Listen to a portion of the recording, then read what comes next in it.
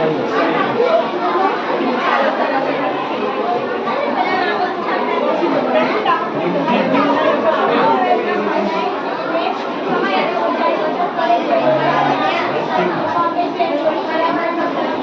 હું તન્વી કમલેશ થોરડા અને હું દિવ્યા નજરેશ થોરડા પ્રાથમિક શાળા આપણે આજે પ્રાથમિક શિક્ષણમાં ગણિત વિષયમાં રસ લેતા બાળકોની સંખ્યા મંદિર પ્રાથમિક ઘટાડો થતો જોવા મળી રહ્યો છે. તેના માટે રાજ્ય સરકારમાં ચિંતિત છે અને નવા નવતર પ્રયોગો કરી રહી છે. બાળકો જીવનમાં ગણિતનું મહત્વ સમજે એ માટે અમે ગણિત નગરી નામની કૃતિ બનાવવાનો નમ્ર પ્રયાસ કર્યો છે. આ ગણિત નગરી મોડેલનો મુખ્ય હેતુ એ છે કે વિદ્યાર્થીઓ ગણિત વિષયમાં માત્ર પાઠ્યપુસ્તક સુધી મર્યાદિત ન રાખે, પરંતુ તેના દૈનિક જીવનમાં અને દરેક ક્ષેત્ર સાથે જોડીને સમજી શકે. આ મોડેલના વૈજ્ઞાનિક સિદ્ધાંત એ છે કે વિદ્યાર્થીઓ દ્રશ્ય અને અનુભવ આધારિત પ્રવૃત્તિઓ દ્વારા ગણિતને સરળતાથી સમજે.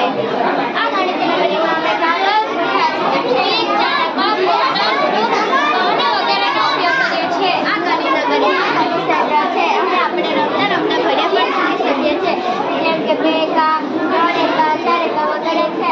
આમાં અલગ અલગ આકારો દર્શાવતી ચોકીઓ છે, જેમ કે ચોરસ, કાટકોણ, ત્રિકોણ વગેરે છે. દર્શાવવામાં આવે છે. આ ગણિત નગરીમાં બજાર છે જ્યાં ગણિતનો ઉપયોગ થાય છે. કોઈ પણ શાકભાજી ચોખ્ખા લેવા માટે વજનિયાનો ઉપયોગ થાય છે, જેમ કે 5 કિલોગ્રામ, 2 કિલોગ્રામ, 1 કિલોગ્રામ અને અહીં દૂધ, તેલ વગેરે પ્રવાહી માપવાનું સાધન દ્વારા આપણને આપે છે. 12 બરાબર 1 ડઝન. રસ્તા પર અંતર બતાવવા માટે વાંચતા છે, જેમ કે 1 કિલોમીટર, 2 કિલોમીટર વગેરે છે.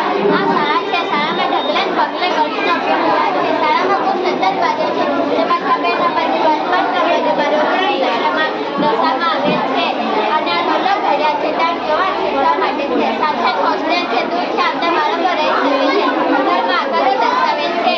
આ બેંક છે જ્યાં ફેબ્રુઆરી પ્રમાણે વ્યાજ મળે છે અને આ રેખા છે અને આ રૂપિયાનું ચિહ્ન દર્શાવવામાં આવે છે. આ ઘર છે અને અમે ગણિતની મદદથી બનાવ્યું છે. આ હોસ્પિટલ છે જેને દર્શાવવા માટે અમે સરવાળો ચિહ્ન છે. આ હોસ્પિટલની 11 બારીઓ છે જેને અમે અપૂર્ણાંક સંખ્યામાં દર્શાવે છે, જેમ કે 1/11, 2/11, 3/11 વગેરે. અને અહીં અમે પગથિયા પણ કોઈ નંબર દર્શાવવામાં આવે છે, જેમ કે 1, 2, 3, 4. આ ગણિત નગરી પાછળ રમકડીઓ લગાવવામાં આવે છે.